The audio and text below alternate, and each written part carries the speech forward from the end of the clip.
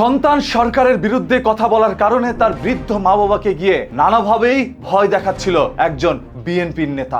বর্তমান তারেক ভাইয়ের ব্যাপারে, বর্তমান সরকারের ব্যাপারে আমরা সরকার দেবলাসিয়া বিয়া করবো। আমনের রক্ষণ আছে না, আমনের রক্ষণে তুমুদার মবি সিংহ বদলি দিয়া, আমনের ভূতেরা দিয়া ভিডিও চালা দাও। আমনের ভূতের কবে আর ভালো দিল গা 24 ঘন্টার ভিতর যদি আমনের ভূতে ডিলেট না করায় তা আমনের বিচার কালকার ভিতর হবে। আজকে কি বার? আজকে শুক্রবার না, শনিবারে আপনার শনি লাগাবো। এই দেশে বাক স্বাধীনতা রয়েছে, কেউ কারো বিরুদ্ধে সমালোচনা করতেই পারে। এই জন্য তার বৃদ্ধ মা বাবাকে গিয়ে এইভাবে ভয়ভীতি দেখানো, এটা কতটুকু যৌক্তিক বলে আপনি মনে করছেন কমেন্ট করে জানান। তার আগে ভিডিওটি শেয়ার করে রাখেন, কারণ সবারই এই বিষয়গুলো নিয়ে প্রতিবাদ করা দরকার। ইতালির প্রবাসী মনির হাসান, তিনি বিদেশে থেকে জনাব তারেক রহমানকে নিয়ে বাজে মন্তব্য করেন। কখনো জনাব তারেক রহমানকে বিয়ে করতে চান, কখনো মরহুম বেগম খালেদা জিয়াকে নিয়ে এমন কোনো বাজে মন্তব্য নেই যেটা সে করছে না। ভাই বেরাদার মাইন্ড কইরেন না, আমি মাইয়া মানুষ বিয়ে করতে পারতাম না, আমি খাম্বা তারেককে বিয়ে করতে চাই। কারণ খাম্বা তালে ইংল্যান্ডে হাইকা গেছে, ইংল্যান্ডের ব্যাপার বুঝে। খাম্বা তারেক, আমি তোরে আসলে বিয়ে করতে চাই।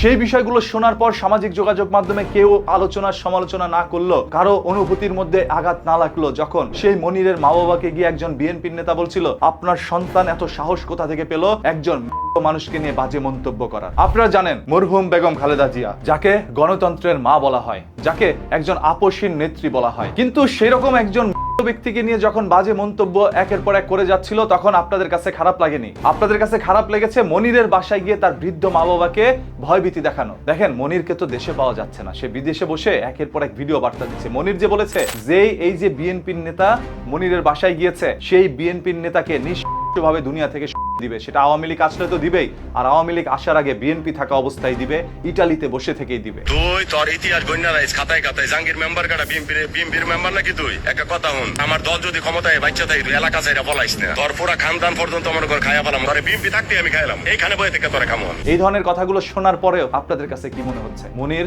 একজন ভালো মানুষ। মনিরের খোঁজ খবর নিয়ে জানতে পারা গিয়েছে মনির একজন আওয়ামী লীগের সমর্থক, তার বাবাও একজন আওয়ামী লীগের সমর্থক। এখন আওয়ামী লীগের সমর্থন করুক সেটা বিষয় নয়, তবে মৃত মানুষকে নিয়ে হাসি ঠাট্টা বাজে মন্তব্য করা এটা কখনোই একজন ব্যক্তি মেনে নেবেন। আওয়ামী লীগের জাতির পিতা বঙ্গবন্ধু শেখ মুজিবুর রহমান কি কখনো আপনাদেরকে এইটা বলেছে? আপনারা বিরোধী দলের নেতাকর্মীদেরকে গালাগালি করেন, তাদেরকে বাজে মন্তব্য করেন, তাদেরকে দুনিয়া থেকে সরায় দেন। নিশ্চয়ই আপনাদের লিডার এই ধরনের কোনো কিছু আপনাদেরকে শেখায়নি। যদি না শিখেই থাকে তাহলে আপনারা কেন এই ধরনের মন্তব্যগুলো করছেন? মরহুমা বেগম খালেদা জিয়াকে গালি দেওয়ার অধিকার তোরা কে দিছে? আওয়ামী লীগকে তোরা বলছে আমার পক্ষ নিয়ে মরহুম বেগম খালেদা জিয়ারে তুই গালিগালাজ কর। বঙ্গবন্ধুর পুরো রাজনৈতিক জীবনে সে কি কখনো কাউরে গালিগালাজ করছে? তুই হাজার হাজার মানুষের কাছ থেকে টাকা পয়সা নিচ্ছস, এখন তুই দালালি করতে পারছ না, এখন তুই রাজনীতি দোষছস। তুই যেভাবে গালিগালাজ করস, একজন মরহুমা গেছে, বৃদ্ধ একজন মহিলা গেছে, বাংলাদেশের প্রধানমন্ত্রী ছিল, তারা তুই যেভাবে গালিগালাজ করলি, বা বাংলাদেশের রানিং যে প্রধানমন্ত্রী আছে তারা যেভাবে গালিগালাজ করলি, বাংলাদেশ আওয়ামী লীগকে তোরা এটা শিখাই দিচ্ছে। আজকে যখন বিএনপির এই ভাইয়ের কথাগুলো শুনছিলাম, তখন আমার কাছে মনে হচ্ছে উনি অনেকটা মনে হয়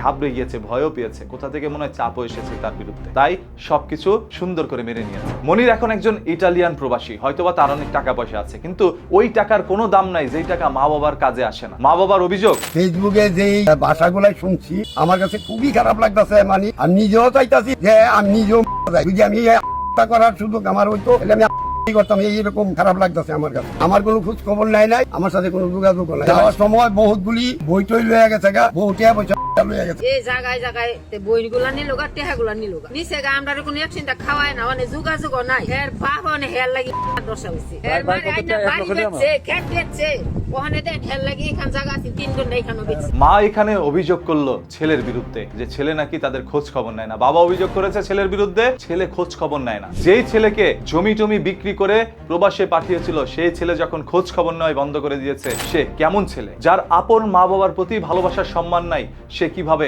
অন্য নেত্রীকে সম্মান দিবে? নিশ্চয়ই নিজের স্বার্থে আওয়ামী লীগের সমর্থন করে যাচ্ছে এই মনির। সর্বশেষ এই যে মনিরের পরিবারে গিয়ে ভয়ভীতি দেখানো, এবং মনিরও যেই ছেলেটি তার বাসায় গিয়েছিল তাকে ভয়ভীতি দেখানো, তাকে দুনিয়া থেকে দেওয়ার যে কথাটা বলেছে, এটা আপনাদের কাছে কি মনে হচ্ছে? আপনাদের মূল্যবান মতামত দেখতে চাই। আর এই ধরনের প্রতিদিনের ঘটনা দুর্ঘটনা লুকোনো সত্য জানতে পেজটাকে এখনই ফলো করে রাখেন।